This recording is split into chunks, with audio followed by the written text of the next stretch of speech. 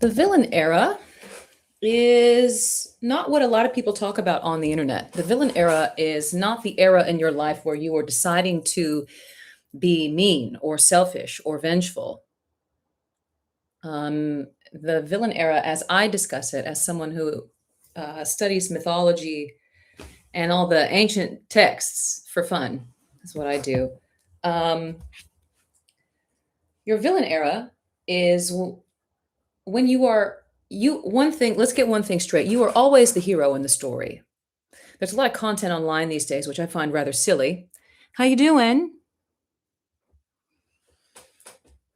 There's a lot of content online that really encourages people to be in their villain era, which is to be the bad guy, to ruminate on your pain, to get angry and to be vengeful in some capacity.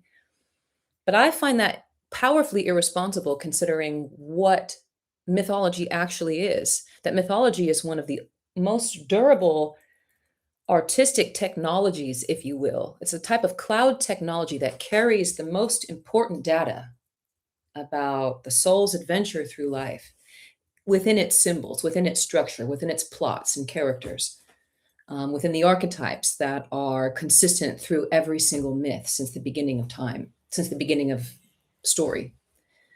Um,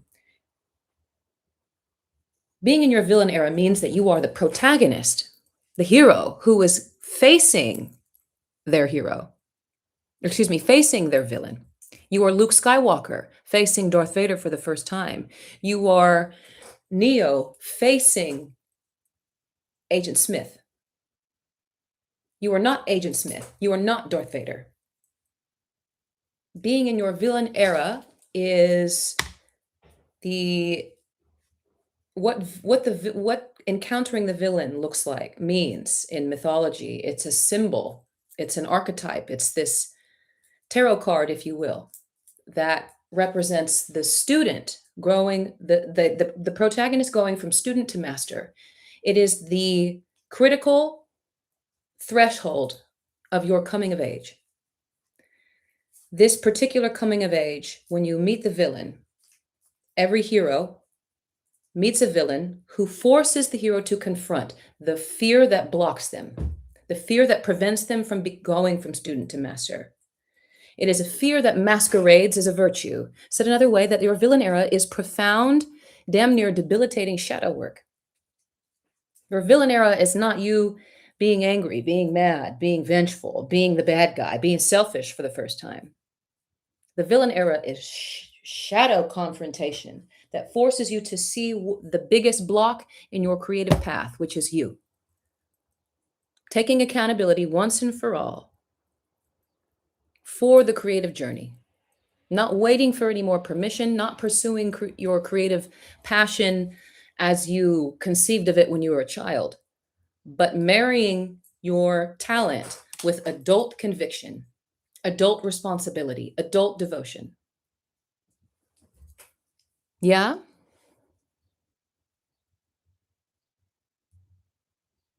Uh, Pengurai. I am running the villain challenge. Let me see something. If we can get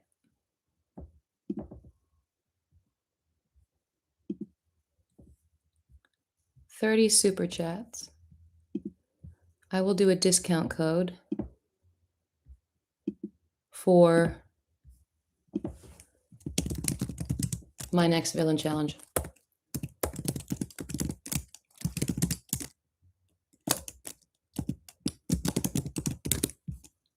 Let me see.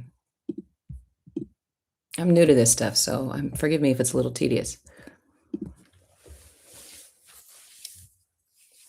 The villain challenge is something that I run a few times a year. The last one I'm going to be doing until probably the late fall is in May. The villain challenge is my course. It's a course and a challenge.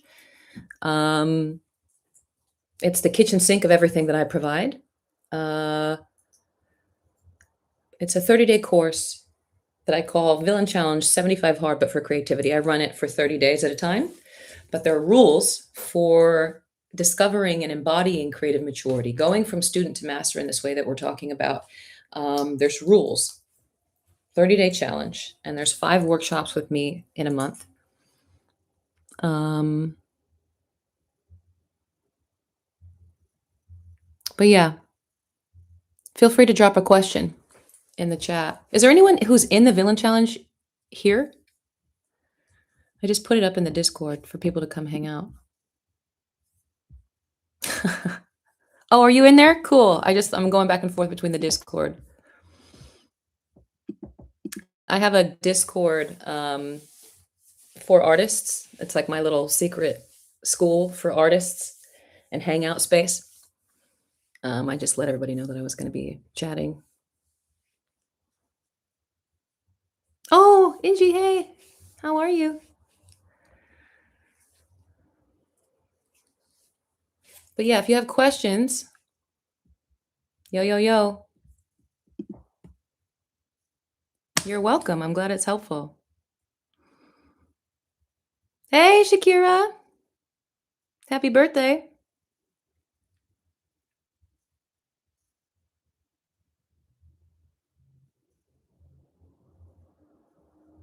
Yeah, just join in May. It's worth it. The number one criticism I get about this class is that I give too much. I mean, there's a bunch of people who are in the class, who are in the live, you can just, please, you guys don't feel bad about giving negative reviews. I need to be responsible for those, but if you think it's worth it. Most people not most, but a lot of people end up repeating just because it's dense. It's worth your money. And I think right now if you go to my link in bio, it's there should be a payment plan.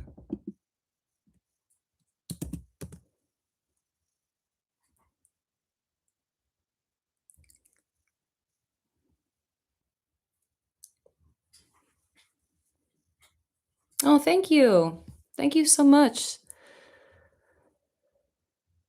Solivane? I know I'm not pronouncing that right, but thank you. It really means a lot, guys.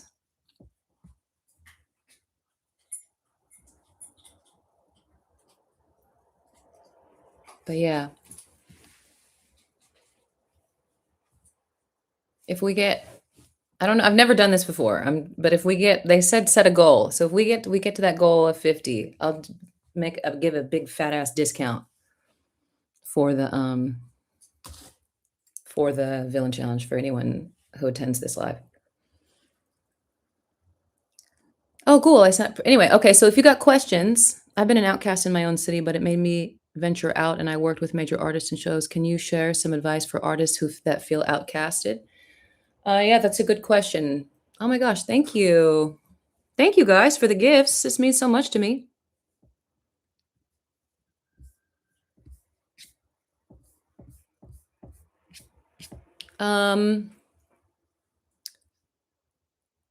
It's been amazing and I've grown so much as an artist in the challenge. Definitely do it if you're thinking about it. Thank you, Hannah. Thank you so much. That means a lot. Advice for artists who feel outcast. Yeah, Audre Lorde talks about this a lot. Audre Lorde talks about, so does James Baldwin. James Baldwin, I insist on everybody watching this full speech. It's on YouTube. It's The Artist Struggle for Integrity. I've mentioned it 1,000 times in the April Villain Challenge, and I know for a fact that nobody has watched it. It's free and it's 20 minutes online. And when it's the speech that changed the direction of my life, But James Baldwin talks about this, that you feel like an outcast because you are, and you're meant to be. Because James Baldwin says that artists from a very young age have the truth written right on their face. It's a truth that other people are not willing to hold or bear or face or carry, but artists are.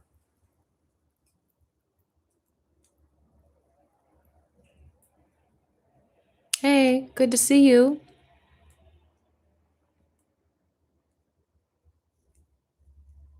Hey guys, welcome in. Being an outcast is a prerequisite. Why? Because what you'll be doing later in your life is making sense of it. Thank you so much, Lydia. Oh my God. You guys mean so much to me. You are meant to be an outcast because you will be the space holders in the future.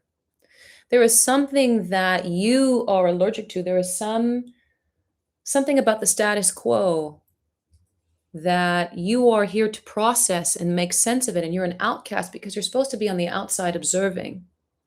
You're supposed to be observing and developing this observer's mind because that deep observation and that capacity for solitude is what makes you a good artist.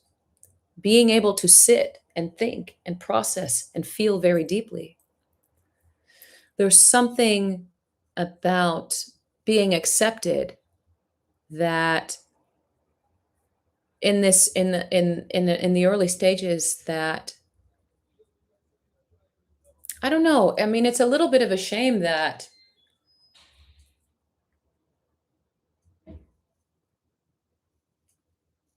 I think there's a difference between this rite of passage that takes us through being outcast and living in a society that is not equipped to support artists in their gifts. I think those are two different things.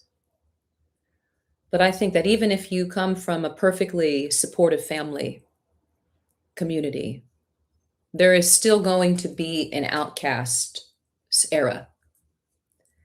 Um, an artist has to very early be sustained, has to learn how to be sustained by their own preferences, by their own taste, by their own vision.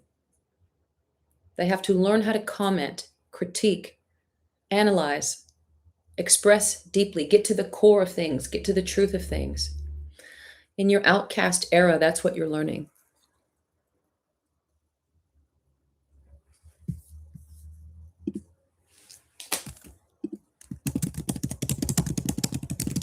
If you're in the Discord membership, let me know if you guys if we sorry, if we should do a listening party. Hey, Sheena. Anyway, I'm doing a super gifts drive.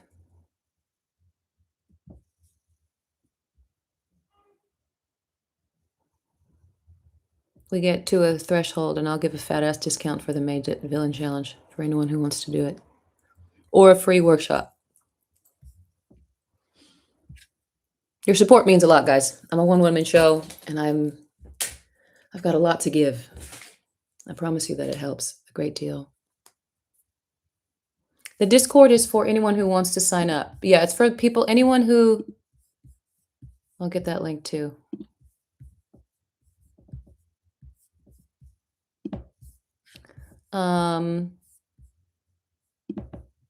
Should be the link in my bio. Hold on. What?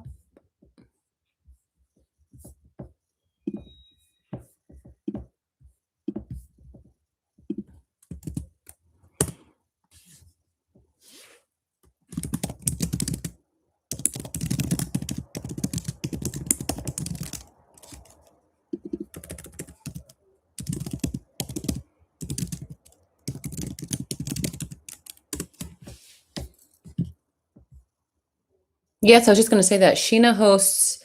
Sheena's like one of the OGs in the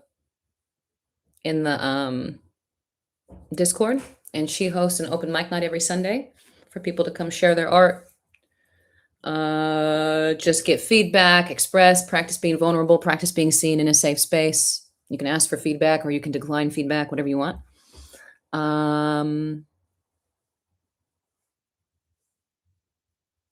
Yeah, it changes every month because it just depends on the group vibe, and it anyone who takes one of my workshops or courses gets access to the Discord as part of the offering, but you can just elect to go straight into the Discord if you'd like. Anyway, let's ask some more questions. Who has a question about art? Thanks for the gifts, guys. I really appreciate it. I don't know if it's like Instagram or TikTok, but if you can help me with a like and a subscribe, to like the live and subscribe to my page, I think that does something. It must boost my Oh, that's very kind. How do you navigate through influences and not lose sight of your own individualization as an artist in training? Well, I think if you're an artist in training, I don't know I don't know what your how far if you're really an artist in training, I think that being exposed to influences is your objective. That is the priority. Because taste is something that it's a slow burn. It comes over time and you never really land on it. It always changes. But an artist needs inputs before they can output. I've taken writing classes where all we do is read other people's memoirs and we damn near plagiarize them. We read Joan Didion's memoir and then we just damn near, she's like, okay, basically Mad Libs for creativity or Mad Libs for your writing. And you just take 2 pages and you plagiarize it. You need inputs. But how do you navigate through influences and not lose sight of your own individualization as an artist in training? I would say, are you very clear on what your purview is, what your focus is, what your priority is? Do you know what that is? Are you explicit? Is it written down? Is it clear? Is it written down in a safe space, in a waterproof, nuclear blast proof, written down in your native language, not held somewhere in your brain as an intention or a vibe or like a mood board somewhere? No, is it written down? Or are you clear about what your perspective is, what you're going to write about, and who you are as an artist who's going to say it? That's something we talked about last night in the Village Challenge. Your artist statement.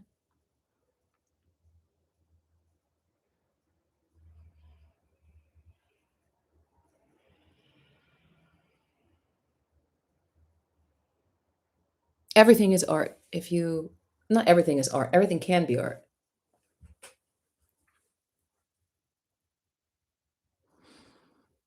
You feel like you've been consuming too much art without output, which is why I feel blocked. Well, it's time to starve the inputs, maintain custody over your senses, put some boundaries up, Kira, for yourself.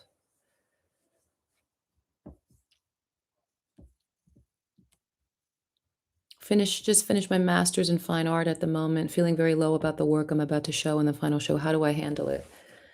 Um,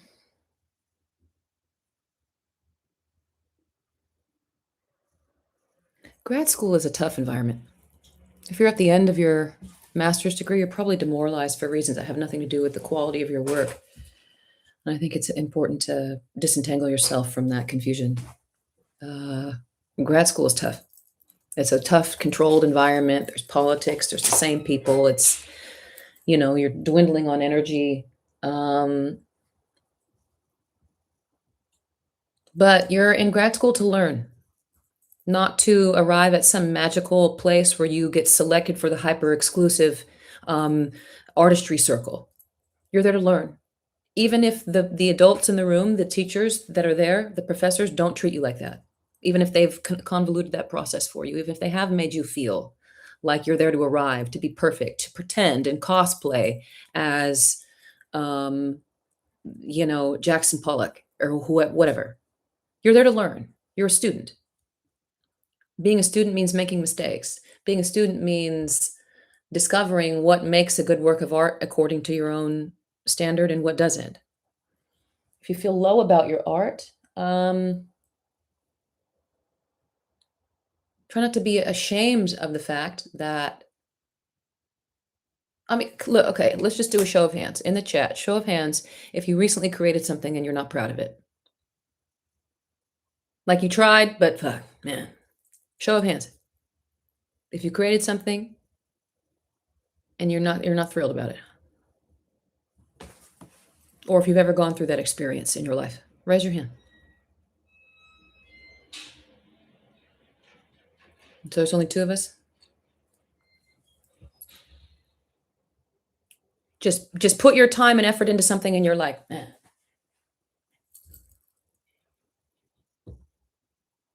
Find me an artist that loves their work. Find me an artist that loves every inch of the drafting iterative process. If you don't like your work, you sound like an artist to me. Welcome. Y'all are being selfish. Y'all didn't raise your hand. That's selfish. This young person is asking for encouragement. What?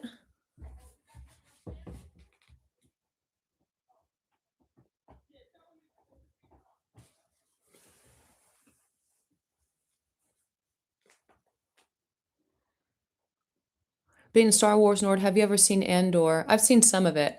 It blew my mind. One of the best shows I've ever watched, let alone in the Star Wars series. Yeah, I've heard great things. It's really compelling. I'm a bit of a Star Wars purist, though. But yeah, Andor is incredible. It's like captures the revolutionary spirit for sure. The revolutionary aspect of Star Wars. Okay, look at that. We got 1, 2, 3, 4, 5, 6, 7, 8, 9, 10, 11, 12, 13, 14, 15, 16, 17, 18. At least 18 people have created something and they feel low in their work. Using our talents to feel good about ourselves.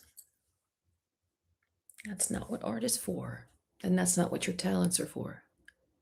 Being an artist means you go through seasons of not liking your work. And that's okay. That means you're engaged. There's people in the world that are envious. Probably people envious in this chat. Envious that you tried it and you have something to show for yourself. Man, look at this body of work that I don't even like that much. Some people envy that.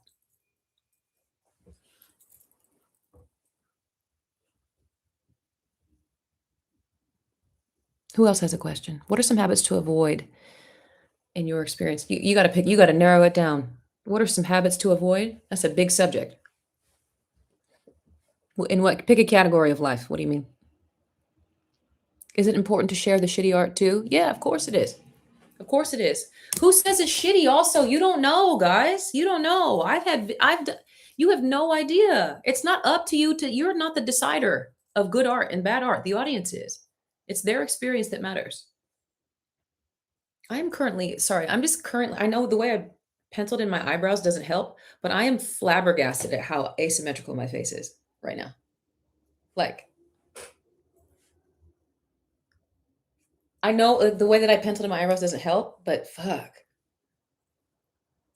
It's like, what, girl? What happened to your face? It's like, did you have a stroke at some point? I don't like this. I need to get something. This is my strong side.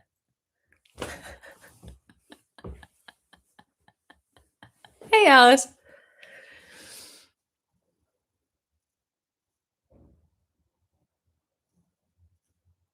Hey, Jack. Hey, Sheena. Hey, Alice. No, I didn't think I looked bad. I'm just saying it's asymmetrical. I think that's funny. It's like, what's happening on this side?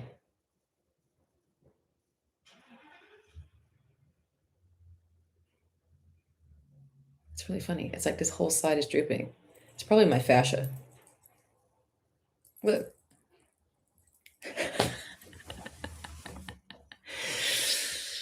Y'all gotta chill. I'm not being hard on myself.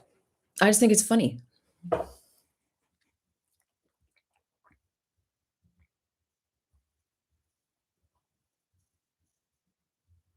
How do I stop crushing myself with doubt and scrutinizing myself for not being there yet? I'm scared to commit, yet I don't quit. It's hell. I can barely understand what you're saying. Hold on. With love in my heart, fluffy flower. How do I stop doubting and scrutinizing myself for not being there yet? I'm scared to commit.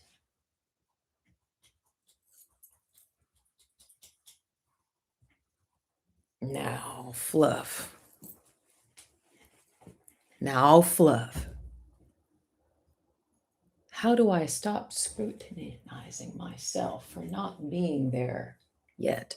I'm afraid to commit. Now, fluff.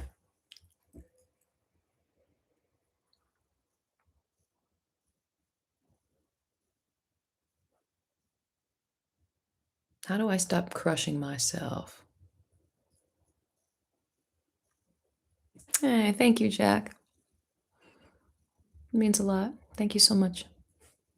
How do I stop crushing myself? Where would you like to be? Where would you like to be? What is inside of what terror befalls commitment? What terror waits for you on the other side of commitment? It sounds like what you crave is commitment. So you have to look. Oh, thank you, Pinka. Thank you so much, guys. Oh, thank you so much. I'm fighting for my life in this work. I swear to God.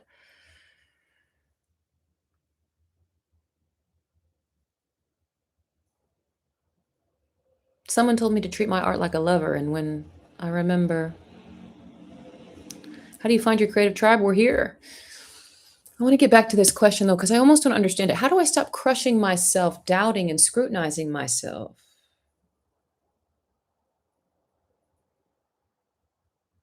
Where would you like to arrive, Fluff? Where do you feel that you should be? And Keith, I'll get to you in a second. Thank you for your question.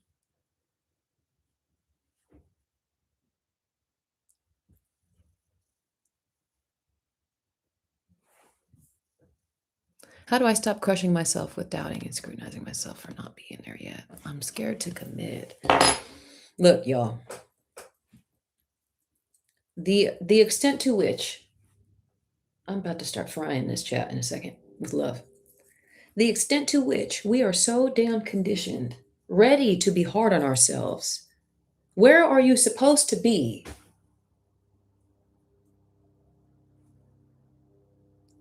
I won't quit. Celebrate that. Quit. Where would you like to go? It's hard for me to know, Fluff. I'd like to arrive at a point where I feel confident in my craft. Confidence comes after you achieve something, not before.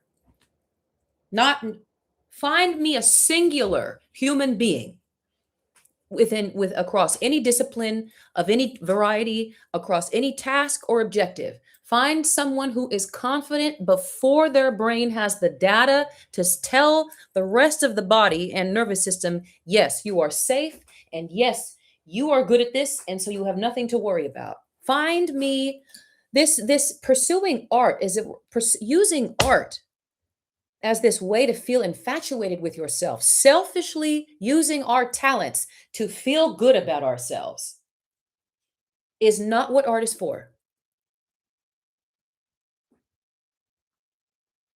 No one is confident in the work that they do. I don't want to say no one is confident because but your confidence comes from, did you do what you were supposed to do today? Did you do what you were supposed to do today? If you're a writer and you want to be a better writer and you did not work on the technique of writing today, I would wager that feeling that rots inside of you is not you being insecure that you're not good. It's you feeling that you were disobedient to the demand of your art that said it's time to work on technique today.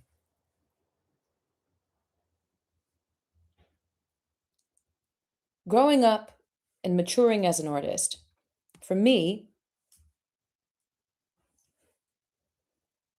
has meant realizing that the way that I feel, I'm a singer and a bit of a writer.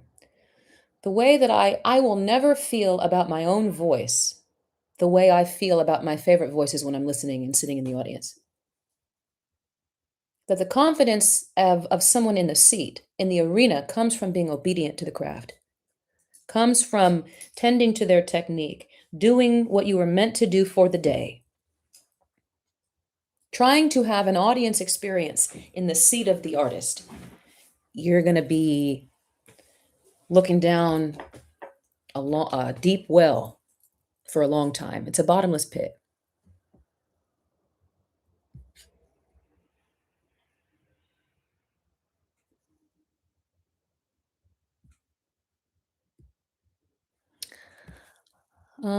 Pink African, yes. Clean your house. Clean your house and start meditating.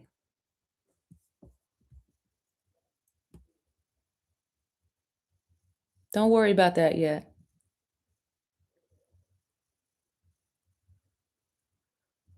See, look at Pink African's question. The question was, how do I?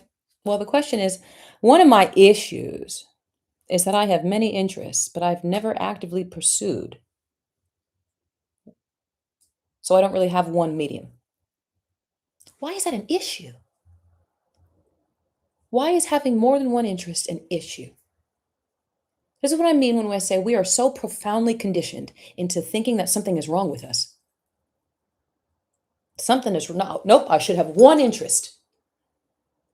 As someone who is alive in the digital age, exposed, I have regular, constant access to the internet where I can become fluent in botany, geometry, motherhood, doula sciences, um, aircraft carrier expertise, and day trading within the course of an hour. I can be exposed to all of that. Why are you? Why is you having one skill an issue? Why is you having more than one skill an issue?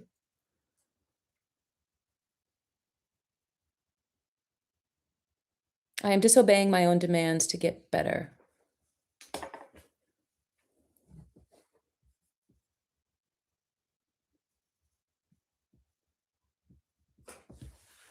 Yeah, anyone thinking about joining the villain challenge, do it. You won't regret it. Who else has a question? This is fun.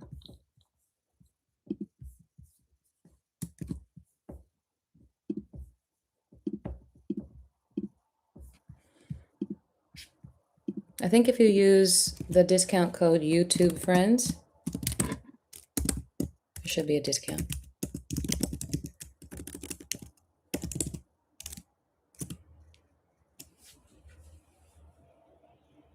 Have you ever feared your highest potential? No. I mean, I don't. People say that to me, and that's never computed to me personally. I don't really. That doesn't really compute. You're afraid of who you could become. I don't really feel that way. I don't. That doesn't make sense to me. I feel like that's one of those things that people. I don't know. Maybe it's just in my own experience. I don't relate. I do relate to feeling like my nervous system can't handle growth for sure. That I relate to. But being afraid of who I could become, no, I'm not afraid of it. I want it. I want it. I want it so bad.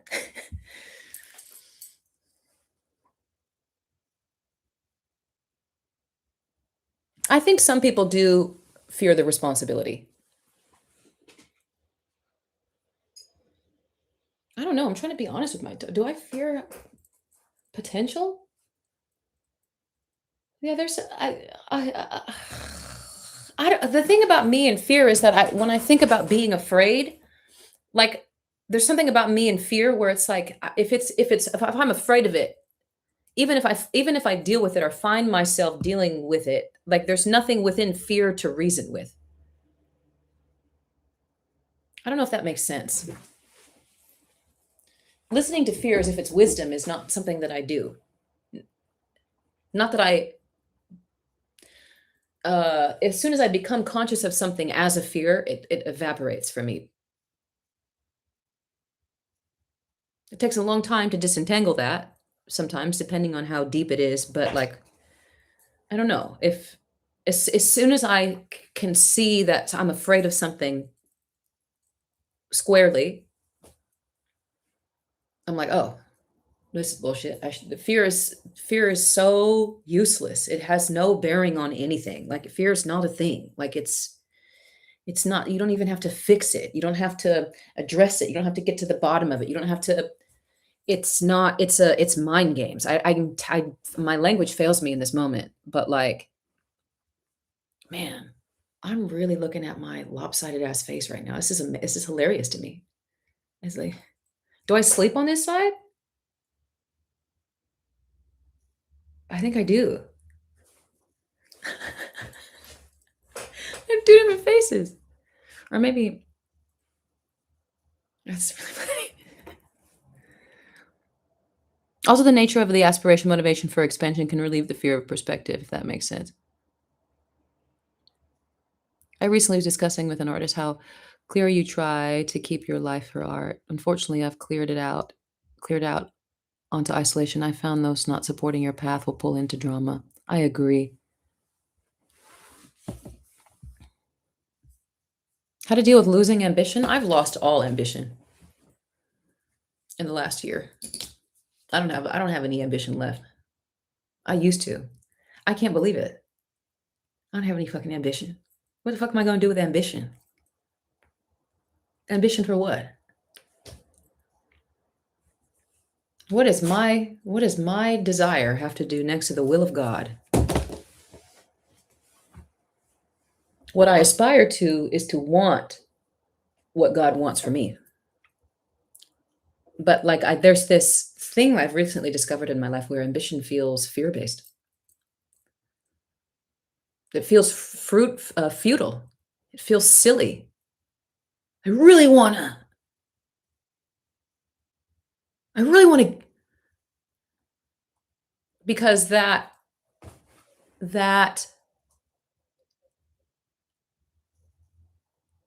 I don't know. I feel like there's been a shift in the cosmos and the astrology in the times. I, ambition is the more people I talk to, it's like I remember when we all wanted to be founders and go get them and start the thing, and now I want peace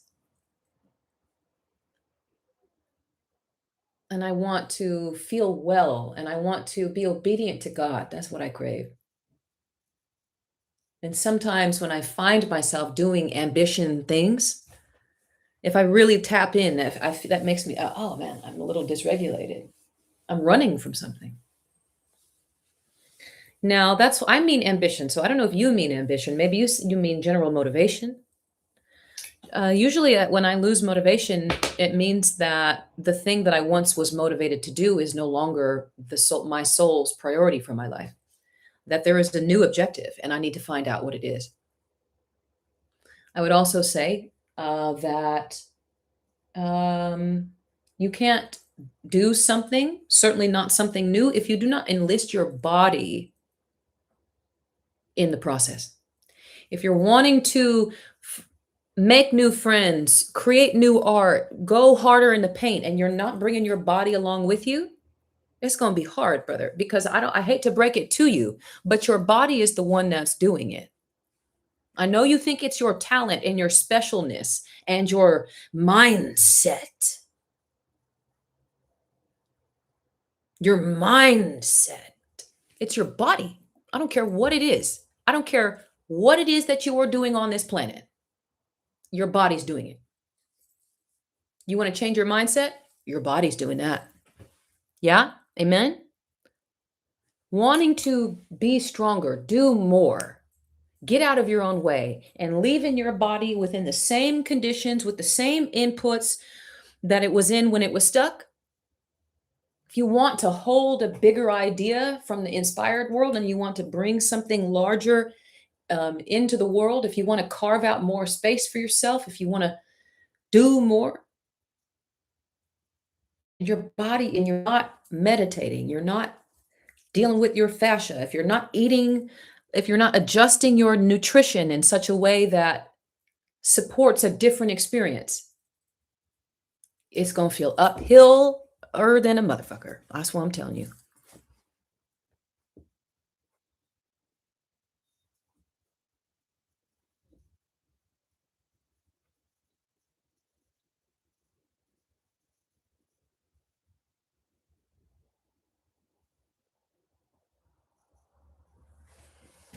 Everyone buy this book immediately.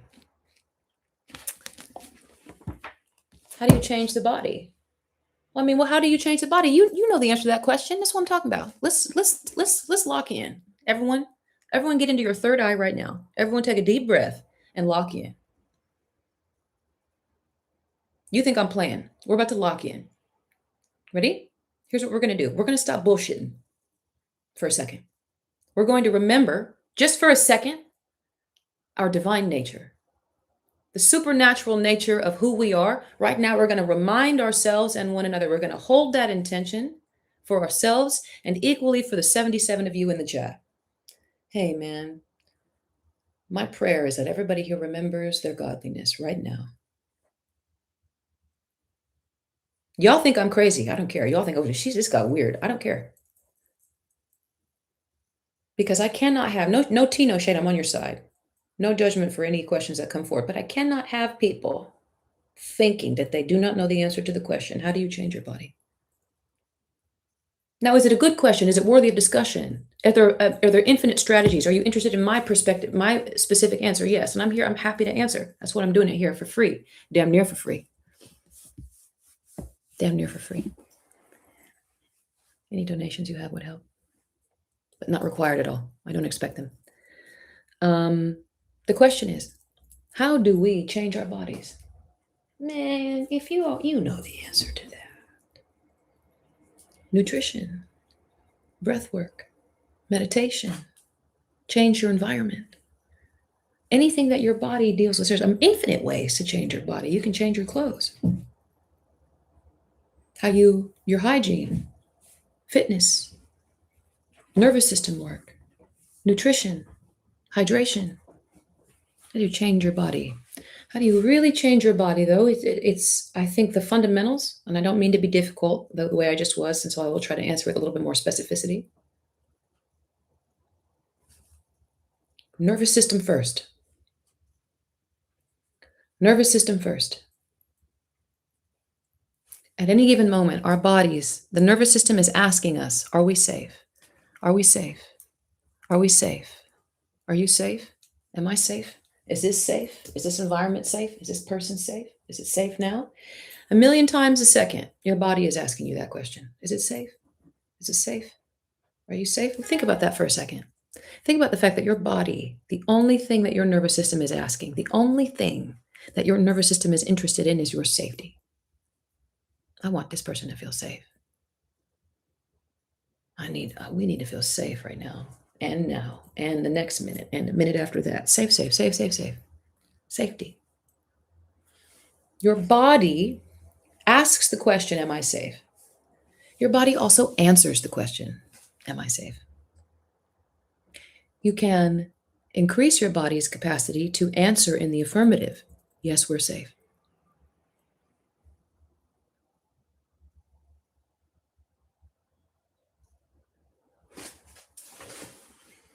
So how do you change the body?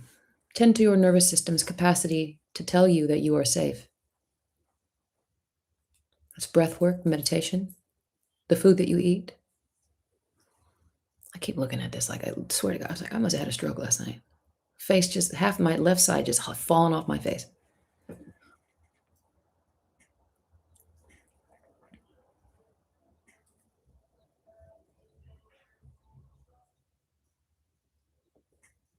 Wondering how you feel about balancing life and art when you don't have supportive people in your creativity to do life, and therefore you're left in a bit inspirationless. How do you feel about balancing life and art when you don't have supportive people for your creativity to do life with, and therefore you're left a bit inspirationless?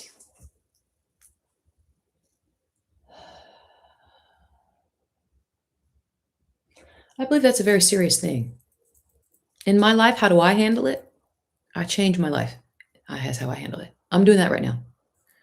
A few months ago, I realized I don't feel like I have the inspiration that I need. These are not the conditions that my body needs to feel and to produce inspiration. And so there's nothing wrong with me except for my choices. And so I'm going to change that. For me, it started as a conversation of being very clear about what it is that I need. Yeah, you can feel in your guts that you don't feel supported, but do you know explicitly in your native language, ready to spout it off like an elevator pitch, what it is that you need and what is a priority for you? What do you care about? What do you need? Do you know? Can you write it down? Can you articulate it in an elevator pitch right now? Here's what I need. Here's what I know that I'm missing. I need beauty, greenery, an honest environment, and people of color. Okay, great. Whatever it is for you, do you know? So not only is it about grieving and bemoaning the fact that your environment is not providing you what it is, and that's a very real thing. You need to feel that. The next step is to be clear with yourself about what it is that you do need, and your body is trying to tell you that. I'm reactive to the concrete. I'm reactive to the sounds, the noise. Okay, well, that means you don't like concrete. You don't like the grid. You want a more natural environment. Maybe you want green, lushness. You don't like the sound. Okay, that means you need something quiet. It's you have to do your part. Being very clear about what it is that you need and what you want, what your artistry needs, and then you have to bend your life to go get it. Your creativity needs to be as much as it possibly can be, because I know we have other needs and demands. We have the obligation to pay rent, things like that. That's huge. But your creativity has to come first. The reason every human being is alive is to be creative. Every single one of us. In the same way that every bird is oriented towards flight, every human being is oriented towards creativity. Every single one of you. At all minutes of the day. Your capacity to Your creative capacity recharges when you sleep. It's not just your lungs or your nervous system that heals, or your skin or your digestion or your psyche that heals when you sleep. All of that heals when you sleep and resets when you sleep, because you need to be creative the next day. Your joint mobility is on behalf of your creativity. Your liver functioning is on behalf of your creativity. Liver function, liver chi is deeply connected to creativity. Your root and sacral energy, your sexual energy is about creativity, not about partnership exclusively. To answer your question, prioritizing your creativity by any means necessary in your life will change your life. I'm creative before I am anything else. I am creative more than I am an employee, more than I am someone's daughter, more than I am someone's partner. I'm creative. Because for me, creativity connects me back to God. Creativity is my expression of obedience to God. It's an acknowledgement that God created humanity in his image, elevated with superior dignity above any creature in the cosmos. Humans have more dignity given to them by God. The dignity is what is meant by dignity is their proximity to godliness. And creativity is what makes God. The capacity to make the invisible visible.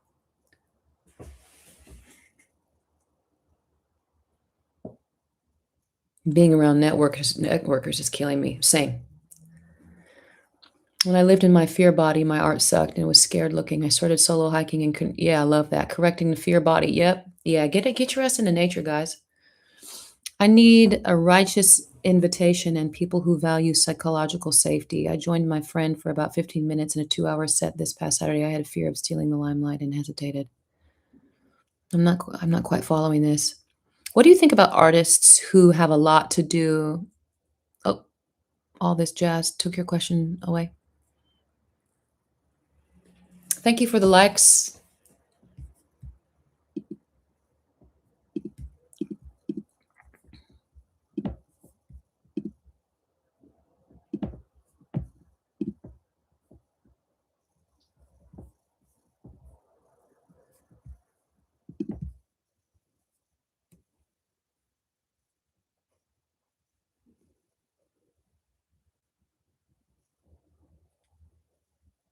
Can you talk about liminality and creativity? I've been working on a creative project and I'm trying to launch it for a while now, but it feels like I'm blocked. I need a little bit more data from, if you could help. If it feels like I don't believe in a block, by the way. I don't know where people start calling. I don't know. I don't believe in blocks. I don't believe in creative blocks. I don't believe in creative blocks. Everybody just in this tendency to feel defective. The default is like, oh, something's wrong with me. Let me see if I can derive more from your question. I don't feel like I have enough. Can you talk about liminality and creativity? I've been working on a creative project and trying to launch it for a while now, but I feels like I'm blocked. I would need to know what step of the launch is sticky for you.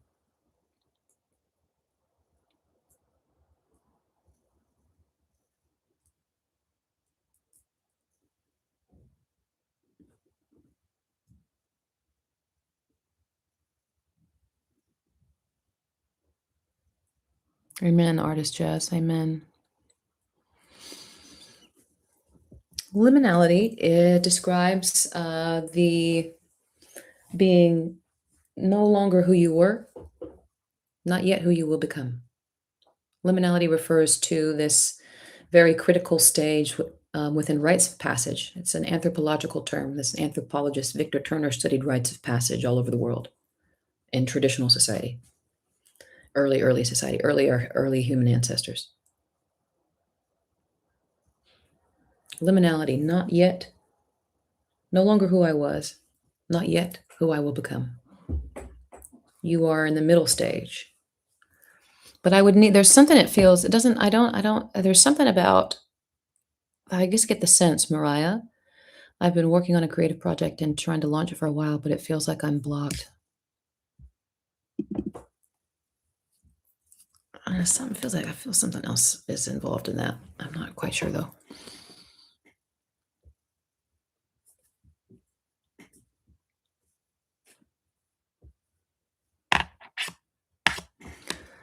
Alone, very alone. Here, you're in the right place. You can join my Discord. Raise your hand if you feel alone in your creativity. Raise your hand. Raise your hand if you're an artist who feels alone. You can join my community if you like. But you're in the right place.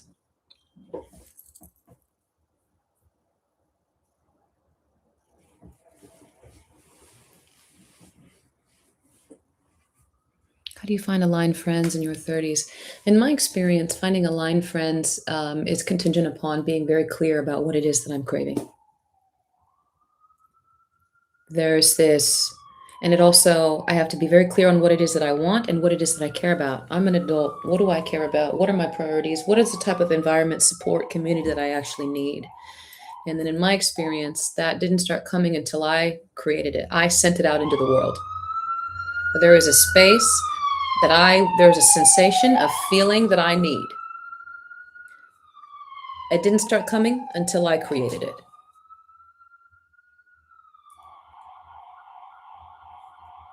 Being very clear on what it is that you need, what your priorities are, what your values are, what your ethos is. Ethos, philos, everything like that. Everything that you need. And then taking the first step so that the others can find you. Call to the others. Send a signal out. Put yourself in new spaces, experimental spaces. But going there, not with the idea that to take something from them, but a community really is about giving. And showing up into a space that you have something to contribute. You might be tired, but you can still contribute. You can still share some aspect of yourself that doesn't become a food bank unless somebody brings the food. You know what I'm saying? Here, well, I got extra cans. What do you have? Okay, I got extra cans of tomatoes. I got extra cans of corn. Okay, well, look, boom. Now we're friends at the food. We just created a food drive. You see what I'm saying? Bring something. Bring something. Community. The aspect of loneliness is a real thing. But we have to look at what community actually is. It's both giving and taking. And so wanting to experience the receiving something from community requires giving. You are not too depleted for that. I promise you that.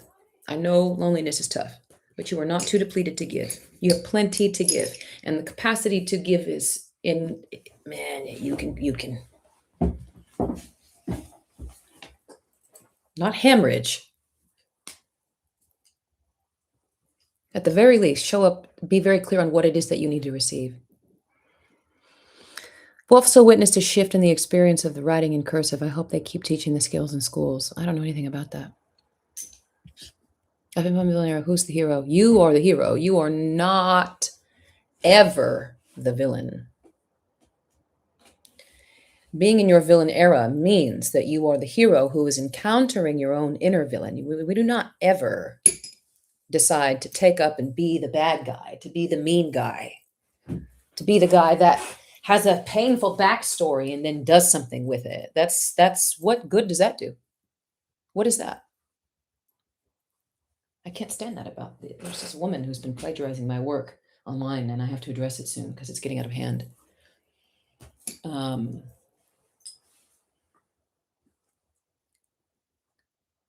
But I mean, I wouldn't care if she had the same mission as me. And if we were doing more or less the same thing, I would be like, oh yeah, girl, take it. I don't care. Because it's not my work anyway. I didn't invent this villain stuff, but it's she's doing something. I could be wrong, and I hope that I am wrong. So if I'm wrong, someone will tell me this. Hopefully her. But my sense is that she's doing something rather dark. She's manipulating this material into doing something dark, and that darker thing is getting people to sit inside of what they think is, as if it's possible for someone to be anyone other than the protagonist in their own story.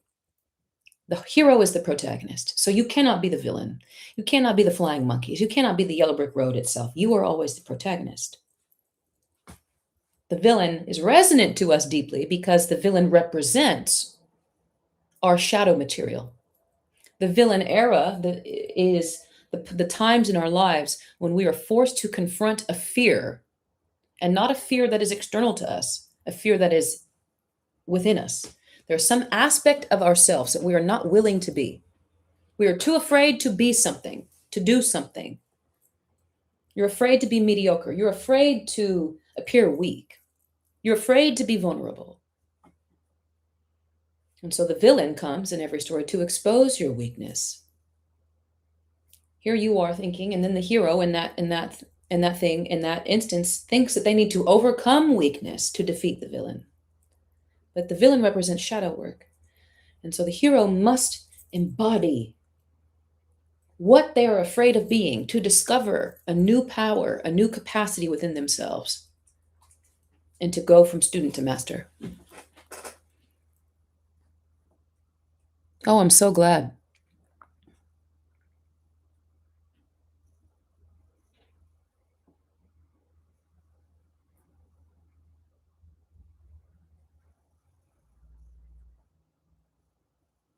Yeah, I totally would. I totally would. Probably be something that I do next year.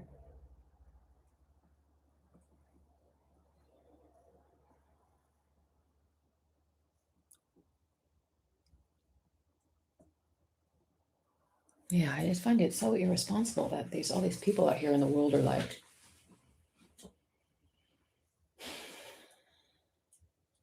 just telling people to be in their villain era. Why? Can we touch grass for a second on that? Be the bad guy?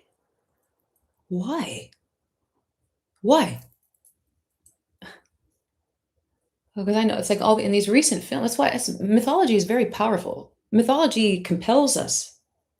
That's what it's for. We get our role models, our superheroes, our these massive archetypes. We pull inspiration from them. And for the last 10, 20, 30 years, all of these Hollywood has been producing these villain backstories as if it matters. Who cares what happened to the villain? That doesn't matter. What we care about is what happens to the hero from our species. That's what matters. And certainly we do not need to spend any time making space for that's why Star Wars episodes 1, 2, and 3 didn't work, if you ask me. Because Darth Vader's character was perfectly actualized within that series of episodes 4, 5, and 6. His massive redemption arc was totally complete. We don't need to go back and see why. That's not that's distracting. We don't need to have the darkness justified at all. What we need to focus on is integration and learning and the hero overcoming. I don't care how Cruella de Vil became evil. I care about her redemption.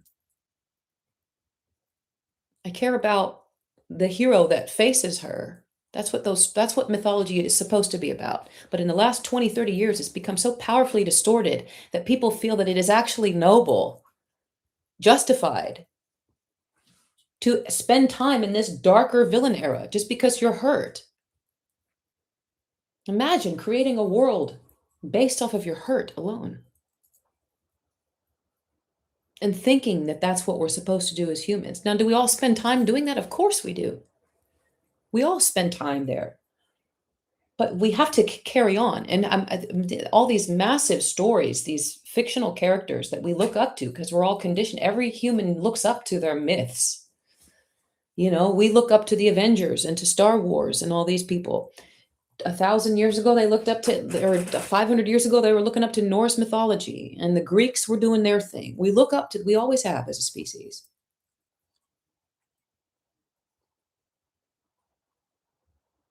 But ruminating,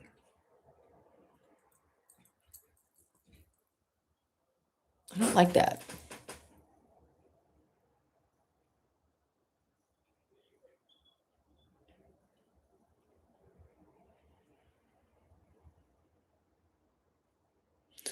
How am I able to believe in my work? Not until, I'll tell you, not until after I was live, until I started it, until the audience tells me that it works, that they've been moved by it, impacted by it. Not a minute before. Anytime I do something new, I do not know if it's going to work, and I don't believe in it. I believe in my obedience to what it is that I believe I am obedient to what God tells me to the best of my capacity, which is not, it's not that great, but that's the objective. I am not confident. Answered another way.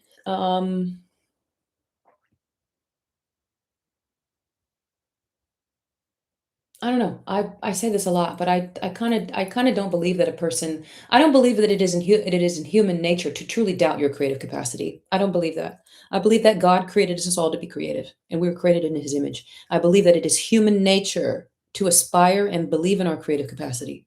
I believe that, and I believe that all the doubts are loud, but ultimately weaker, loud and familiar, but weaker than our nature, which is to create. And I believe that you are confident in your capacity. I believe maybe you don't have anything to show for yourself, or maybe you don't have the support that you need, or maybe it is a little difficult, or maybe there's a skills deficit, or maybe it's hard. Art is hard, but mistaking create confidence for ease is a slippery slope. Art is the hardest thing in the world. It's hard. It's hard. It's extremely hard, because you're making something invisible visible. Unlike the plug-in, the bullshit that we have to do in the Matrix, which is just do what other people say and show up, and everything is determined for us. Our creativity requires outrageous autonomy, courage at every step, listening to your instincts, feeling things very deeply. Those things are hard, but I do not believe when a person, as a matter of spiritual conviction, I do not believe that a person could ever truly, fundamentally within themselves, have any deficit in confidence in their creative capacity. I believe it is human nature to create and to aspire towards it in the same way that every bird is oriented towards flight. God is the creator. If you're here, I'll answer the question. This is how I would answer the question. For anyone who feels stuck in their creative process, how is your spiritual practice? Do you have any spirituality at all? Not tending to your chakras, not manifesting, not breathing for 5 minutes once every 4 years. I'm saying, do you have a rigorous, devout relationship with God? Not the universe, not source, not oneness as a concept that you can hold in your mind. I'm saying the difficult to conceive God with a capital G. Do you have a relationship with God the Creator, who is listed as the Creator in every spiritual tradition imaginable?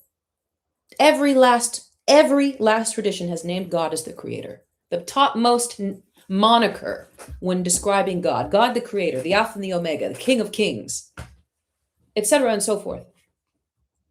Creator is first. In the beginning, God created. Every spiritual text in the history, here I got one right here, the Holy Bible. Every spiritual text in the history of our species is advice about how to be creative. Why?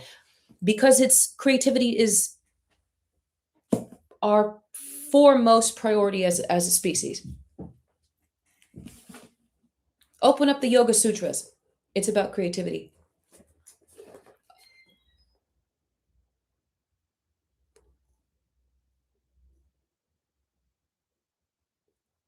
Every bit of it, all spiritual advice is about how to be more godlike, which is to be creative from a human's perspective.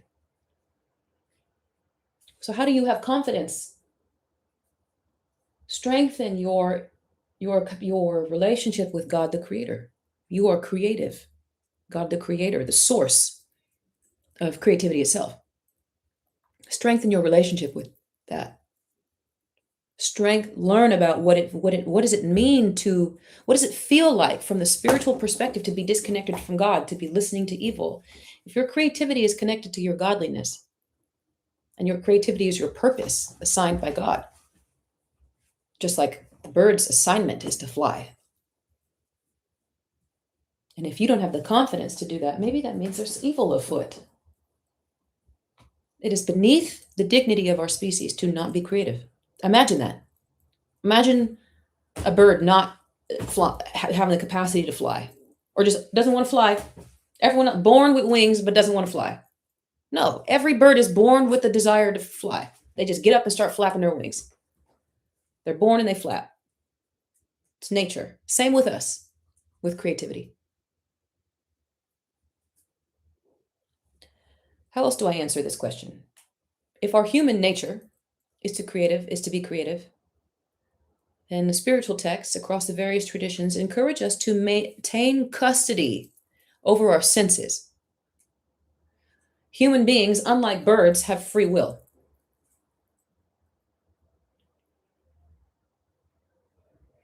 We have free will, which means we could have our creative nature and our creative capacity, but we get influenced to do all types of shit.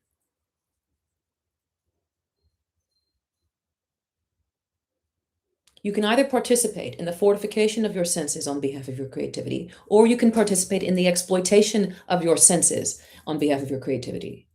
Did that make sense? We can either participate in the fortification or the exploitation of our senses. My priority as a human being is to be creative. So that means that I need to be vigilant and to maintain custody over what comes in, what I look at, what I read, what I feel, what I eat, what I smell, what I see, what I listen to. Because if I'm scrolling and everybody on the internet is afraid of some phantom horse shit on the internet that was designed by the CIA to make y'all afraid, and you're like, wow, listening, engaging in conversation that was there to make you feel bad and waste your time while they're, what? Oh my God, I wonder. Just listening to people be afraid, listening to people doing nonsense spell work on you, and you're getting your shit fried and you don't even know it. Listening to people be, all types of things. I mean, I don't want to get too religious here, but no, you can watch the news. You don't have to avoid it. I'm just saying maintain custody over your senses. You need to know what's happening to your neighbor. I don't avoid the world. I'm very engaged in it, but with limits and with vigilance and with custody. Have I read Revelation? Yeah, Revelation is hard to crack. I mean, the Bible, Scripture is living. I believe that, and it says somewhere in the Bible, I think this is right, that the Scripture doesn't open until, unlike other spiritual texts, the Bible doesn't open. The Bible only opens to those with an open heart, because there's codes in here. And God speaks through it really is alive. I know some of you don't want to hear that. And I'm trying to, I don't want to disrespect the religious trauma that many people have been through on the name of Christianity. I'm Catholic. So the things that have been committed in the name of Catholicism and Christianity are grave. So I don't want to gaslight you, but I will say, as someone who anyway, this is alive, and it's the wildest thing about it. And I know you're not going to believe that. And that's okay. Take your time. You're allowed to take your time with understanding this God stuff. You don't have to understand it all. It's impossible. God gives us free will because he's like, look, y'all need time. I get it. I'm a lot. So I'm going to give you free will to take your time because it's a lot for your little brains. I get it. But once you get to the level of the video game where you understand that this is alive, oh my goodness.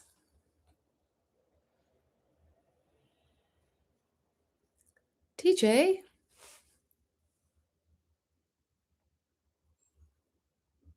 Thank you.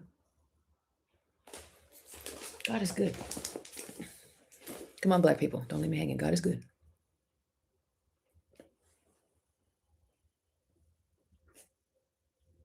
Black people. Thank you. Ooh.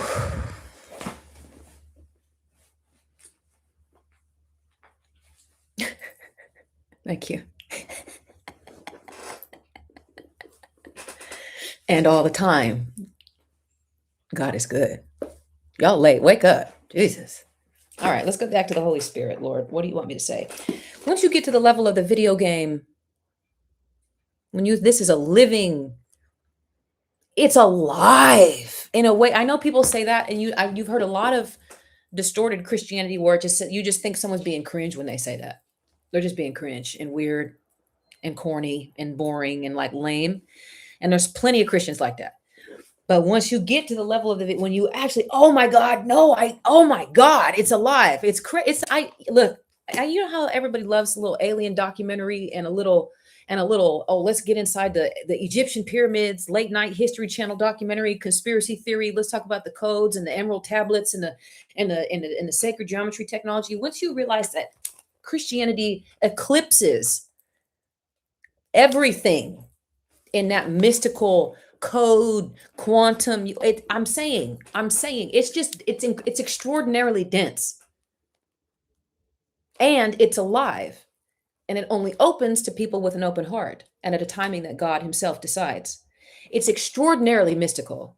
Catholicism is the most mystical, metal thing I have ever been a part of in my life. I've been looking for it my entire life. I've been the girl who's done all the witch spell work, chakras, documentaries, Blavatsky, hermeneutics, whatever I'm trying to say. I've done it all. Deep in the Confucianism bag, deep in the Hinduism bag, loving every inch of it. To this day, love it all, except for the occult. Love it all. No notes. It's all real. The occult is real, by the way. Everything is real. Every god of every religion is all real. But once you get to understand once you understand the true tea of Christianity, my God, oh, you're gonna be like, I get it. Once you understand that it's not about like team sports and like, oh, my God is better than your God, and corny shit about, oh, you have to be whack and boring and can't be gay and stupid shit like that. Once you realize that it's the most thrilling spiritual technology in the history of the human race, man, Lord be with my language because I failed to describe it.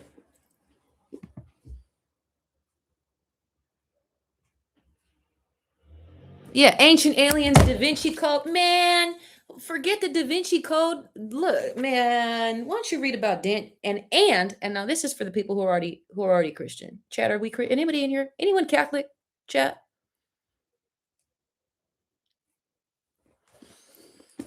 Nah, with love in my heart, Jesus is Jesus our coming of age story? Nah, man, Jesus' story is the story of Jesus, man. It's its own story.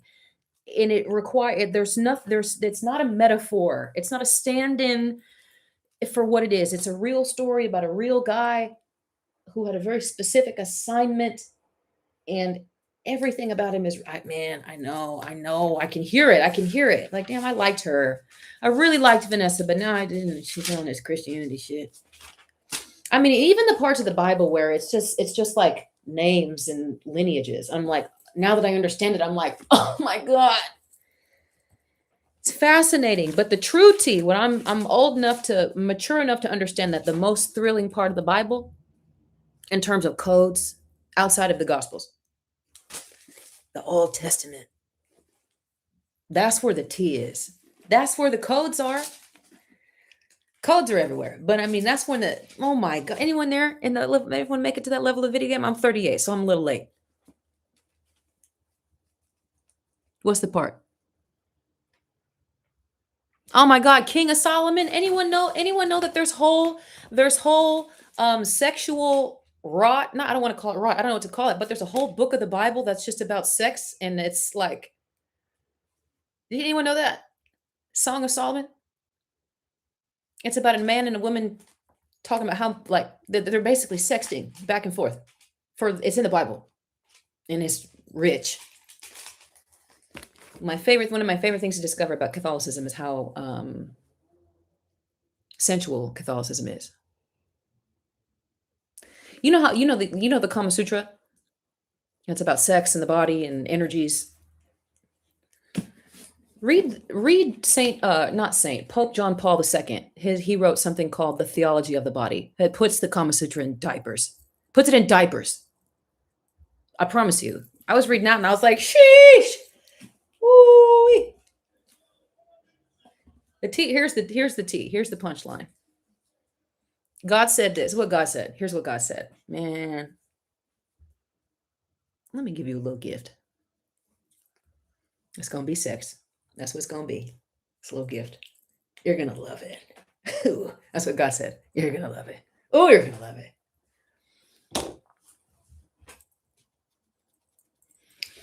But to be serious, understanding how sensual and embodied Catholicism is, and y'all be doing these little little altars with stones, and no tea, no shade. It's all real. It works. But I'm saying, why don't you go direct to the architect of the cosmos? Why not? We have the capacity. We didn't have the capacity to go direct to God by ourselves, except for after Jesus Christ's life. That's what he gave us, that capacity. You can go straight up there. Just go straight to him. Develop an individual relationship with God, if you'd like. Not the mimetic layer of God, not the aspirational layer, not with intercession or stained glass windows or statues or lesser gods to aspire to or teach you the lesson first. You can go straight to him. That's what Jesus Christ brought. That was the ascension technology that God brought to the species, that God as Jesus brought to the species. My autism is flaring about Catholicism, so you're going to have to just rock with it. One time I was doing yoga in park and City in the Clouds and the wind shifted and these young people were out there doing an activity and I heard someone say, "Oh, is he a saint? John Paul's a saint." No. Are all popes saints?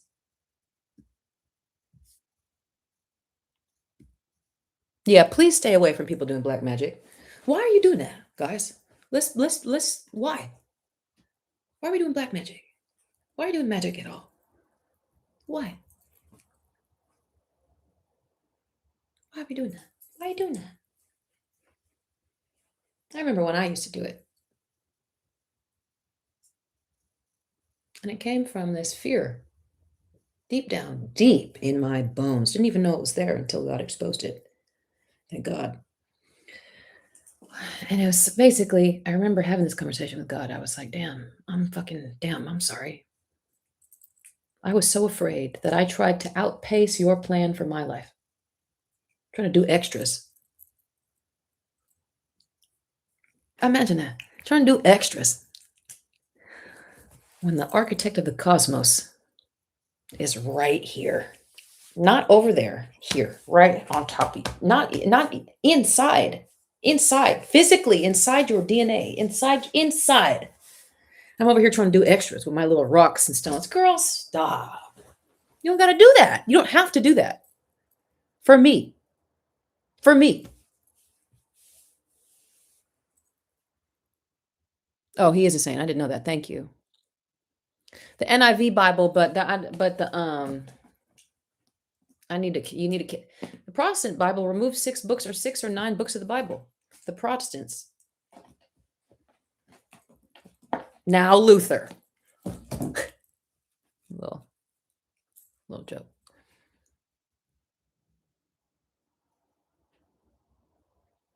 Yeah, this is the one I just have. This is just the one I have because before I became Catholic.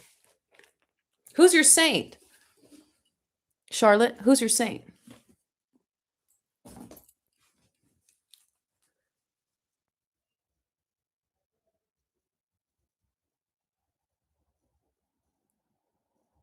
Oh, Teresa. We love, shout out Saint Teresa of Avila. Shout out. Ooh, girl. If you haven't read anything about, I don't care if you're Catholic or not, y'all need to read The Interior Castle, translated by Mirabai Starr. Absolutely, I have. Those her look, these right here, these white books, that's her autobiography. Have I checked out the Book of Enoch? I have. Such an interesting thing. It just breaks my heart. I'm gonna answer your question, but I'm just gonna be Catholic for a second. Just let me do this for my own health for a second. Just give me a second. I just gotta be honest. It breaks my heart. I'm talking to myself. So just in one ear out the other.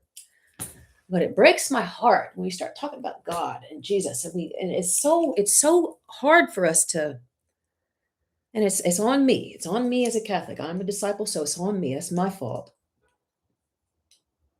But it breaks my heart that we just go straight to the what am I trying to say? It breaks my heart that it is so hard for us to understand, to believe that this man existed and that everything that he said he was, he is. It's not difficult for us to understand. For example, if your friend tells you they go to ayahuasca and they see the lady and all the elves and they have a hero, they do a hero's dose of some psychedelic, and then they saw the lady and they saw the etc.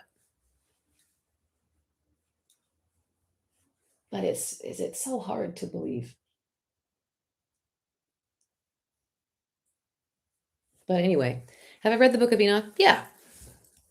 For me, the Bible has enough in it, and it's plenty. And it doesn't appeal to me. The Apocrypha is fascinating, and I believe there's tea in there. And there's probably some things in there, but I'm not in a hurry to dissect the mysteries and I'm not here to solve something. Sometimes I get tripped up on that, and I think that my relationship like I'm very interested in spirituality as like a fun subject. That's why if we want to talk about Confucianism, we can. I'm going to watch the documentary no matter whose religion is the focus. I'm going to watch it. Um but I have been humbled in my life recently where I had to my pride had to get looked at. And said my pride was I had to learn that there's a difference between having spiritual interest and spirituality. And then I'm over here trying to be the smartest spiritual person. That's not a thing. And so I've like had to kind of starve my spiritual interests and trying to solve the mysteries. Like the part of me that like was a little girl who loved Indiana Jones and shit and Carmen Sandiego. Of course I've read the Book of Enoch and the Apocrypha. Of course I have. But like, because it's interesting, it's fascinating, but I have to keep boundaries around that stuff from my spirituality because being ravenous for knowledge for me sometimes is a bit of an addiction because knowledge satisfies the mind for some people, for me. And spirituality is about my heart and my body and listening and obedience and satisfying that latter category of listening, obedience, heart centeredness, and a relationship to God is the only thing that really makes me feel better in this life. It's the only thing. More knowledge, even being even more engaged in my interest, does not make me feel as good as being obedient to God. I don't know if that was random, but that's how I feel. Now, someone said, I love me some Hildegard. Saint Joseph is I'm a patriot. Saint Joseph is my saint. I was confirmed Vanessa Joseph. And when I heard that name on the Easter Vigil, the tears, I was like, I didn't know it. I didn't know anything about Saint Joseph. And then I learned, and I was like, now that's my guy. Saint Joseph, the father who stepped up. Working class, blue collar, generic ass man whose wife was impregnated by the Holy Spirit. And God said, Joseph, lock in. Take care of this child. Lock in, son. And he's like, no, no. What do you mean I'm a carpenter? I got work to do. He's a blue collar dude. Literally. Blue collar guy. Working class guy. Not fancy, not special, and not gifted anyway. Just a regular dude. And then his wife, potentially, and he was looking at his wife too, I know it. Looking at his wife like, that's a slut. Man, what do you mean she's pregnant? No, she cheated on me. It was, that's mad controversial back then. And God said, lock in and take care of that boy and protect that woman. And he said, all right. Now, as someone who, my father never showed up into the equation. And I'm only 38 years old, admitting to that actually bothers me because my mother raised me beautifully. I mean, she had problems, but she raised me beautifully. And my grandfather was very involved in my life like a father. Only in this year of my life have I been able to admit, like, damn, no, I do feel a way about that. And I do carry, even though I'm a decent person and I've got, I'm fairly grounded, I still do notice the impacts of feeling abandoned. And the way that St. Joseph just fills them motherfucking cracks for me. And St. Joseph is the terror of demons.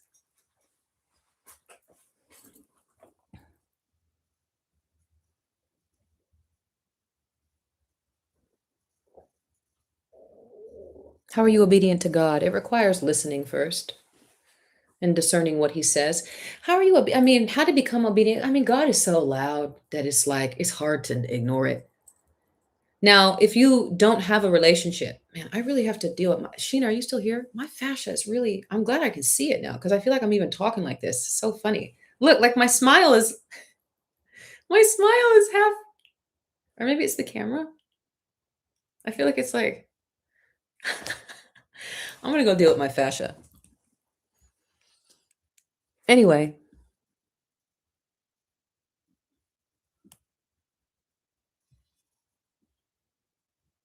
yes, the excitement is real, though. It's what paved the path. I totally agree with you, prophesize. That's a good point. How am I obedient to God? You gotta listen, man. You gotta develop, you gotta establish the communication line. Oh, God will intervene. God be intervening too, but then you just gotta become fluent in language. I only think you can really disobey God if you hear it clearly and you do nothing with what you hear. If you're still discovering God, if you're still having a relationship, if you're still learning, if you still kind of resent God for something, if you still doubt that he's real, if you're still confused by the whole thing, if you're still on your way, that's different. That's that you're allowed to struggle. It's you must struggle to understand God. If it's easy, no, I don't know. I think you're supposed to struggle. The example that we have from Jesus Christ is that it's a motherfucking struggle. Now, but if you have the relationship and you know how to listen and you know how to hear and you do talk to him and then you ignore what he says, no, that's something else.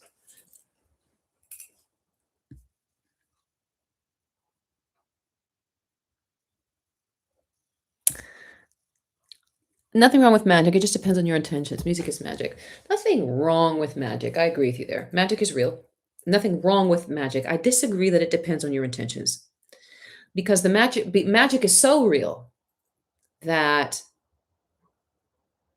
we, as the human species, cannot know what all the like, we're not fluent in the languages of the invisible realm. We don't know what's back there all the way. Some of us are more sensitive and you can cultivate the skills, but we can't always know. And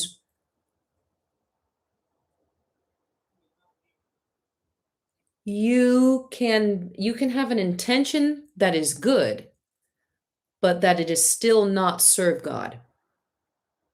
And I don't mean being in the corny ass Christian way. I'm saying in the invisible dimension, the dimension that we can't detect with our ears, eyes, whatever, there is a hierarchy. And there are very powerful beings, but not all of them are obedient to God. And a human's capacity to do good, and it's even your intention, can still be intercepted and manipulated by beings that are not oriented towards the highest good. And we will not detect that. I disagree that it is about our intention only. And I believe that if your intention, I don't believe that music is magic. I believe that music is music. I believe that music is I believe that we are more supernatural than we realize. I believe that the body is more supernatural than we are conditioned to believe. I believe that music impacts our bodies in those supernatural ways. I don't believe that music is magic. I think that we vastly underestimate music's natural impact on the human body and what its functions can be for. I do not believe that music is magic. Not at all. I believe that its impact is extraordinary. I'm an opera singer. I don't believe it's magic. I don't believe it's spell work. I don't believe that it's um yeah, I don't believe that it I believe yeah, be careful with magic. Only because despite even if you're using it for good, and I'm not saying anyone here is trying to wreak havoc on the world, but I'm saying even your best intention can be overcome if it is not covered in on behalf of God. And I believe that somebody working on behalf of God doesn't need magic. They just need God. God is infinitely more powerful than magic. Why would I use magic if I could just let God do everything for me or do what God says or use the gifts that God gave me? But that's me though. That's me. I just believe that in my experience, and I think that people who've been deep in the magic universe have seen enough to validate that. Be careful when you behind dim realms, when you in the invisibles.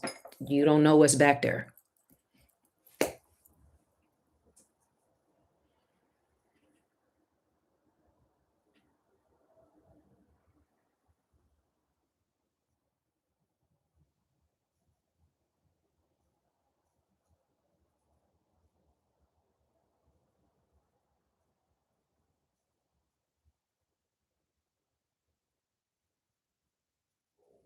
Yeah, people spend spiritual attacks all the time. We are engaged in constant warfare. Distinction between pray to spiritually cover yourself in the blood of Christ. Thank you, Charlotte. Man, it is so nice to talk to somebody Catholic, man. It's so nice. I can't tell you how nice it is. Oh man. Charlotte and I can tell you, man, I just wish y'all knew how mystical. If y'all like magic, you'd love Catholicism. That's what I'm gonna say. And it's also why I don't deal with magic, because I'm like, why would I do spells when I could pray the rosary?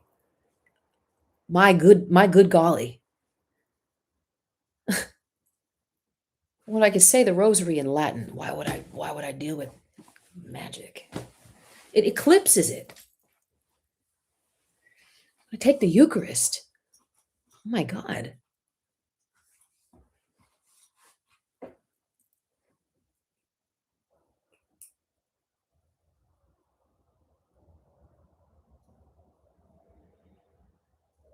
Did you guys know that the Eucharist is communion in the Catholic Church, but we don't believe that that communion is symbolic, it's ritualistic. We believe that it's real. When the priest says this is the body, we believe that it is the flesh of Jesus Christ in our actual body every single Sunday or every single Mass.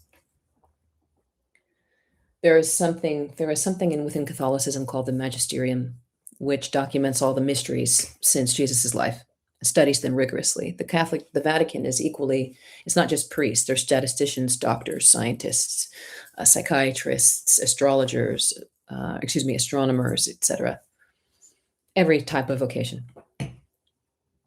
And yeah, they study the mysteries of the planet, the unexplainables of the human experience. One of them, there's a category within the magisterium called the Eucharistic miracle, mysteries, where the little communion wafer in Mass has multiple times in the last 2,000 years has started bleeding. The first one was in the 7th century in Italy. and it's happened several times since then. And the little communion wafer that bleeds is uncorrupted, which means it hasn't decomposed at all. It still bleeds and it's still available. You can go look at it, depending on the church, if the relics are available for the for to see, for you to see. Um, but it bleeds, and then a century later, or a millennia later, after we developed the process, the technology to test the blood types, all of these communion wafers, these Eucharist wafers that bled. One, they haven't decomposed at all, and two, you can go see them. And two, they're all the same blood type, AB positive, a man, um, same blood type, and the tissue that appears inside the blood is of a man who had been tortured um, by iron and was suffering cardiac arrest.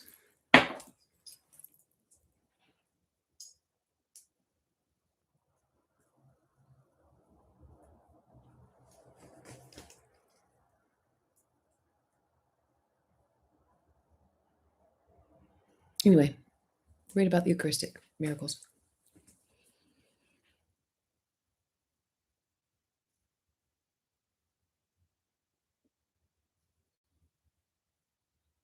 Yeah.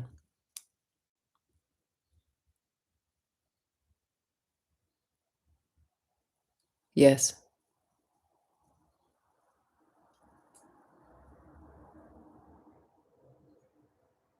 What is it specifically about Catholicism that is beyond other forms of Christianity? Beyond? That's the word that's throwing me. That's a big question. I hope you understand that. That's a very big question. I don't know if I'm in the I don't know if I have the capacity to answer it, but I ought to try. Um,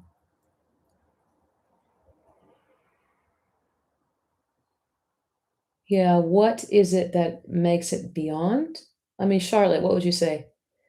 Um, the Eucharist. Catholicism offers the Eucharist, which is this taking in the body.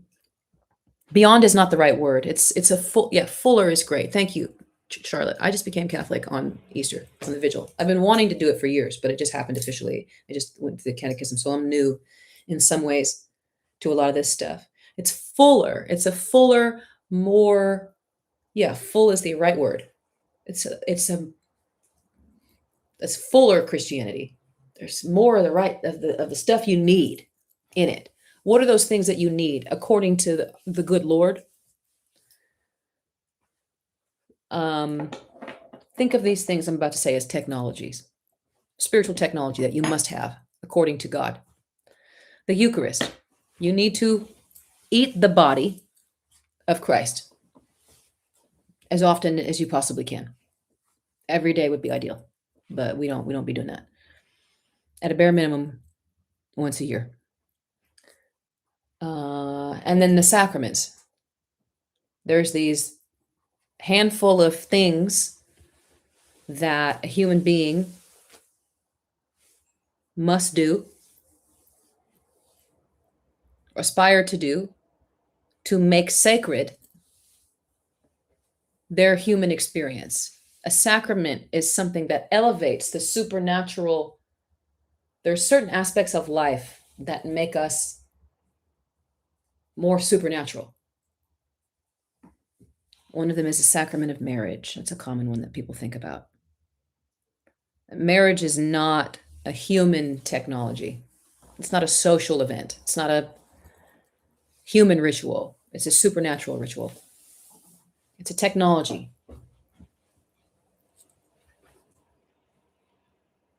When people go to heaven, do they die? No, they are alive in Christ. They are the saints alive in heaven. You can ask to pray with us.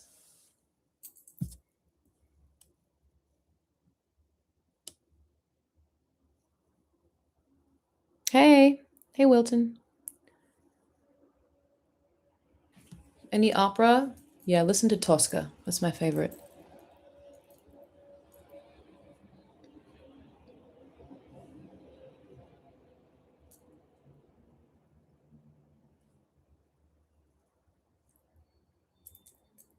I'm gonna head out soon, guys. This was fun, though. Thank you so much. Anointing the sick, becoming a priest. Yes. So you can't, not everyone can get every single sacrament.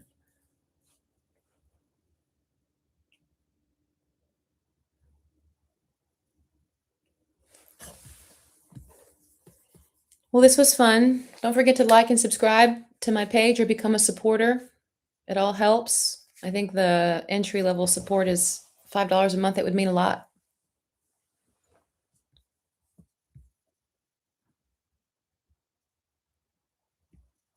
Every little bit helps. Did you guys have fun? Was this good? Yeah, I like it on here a lot better. The energy's way better.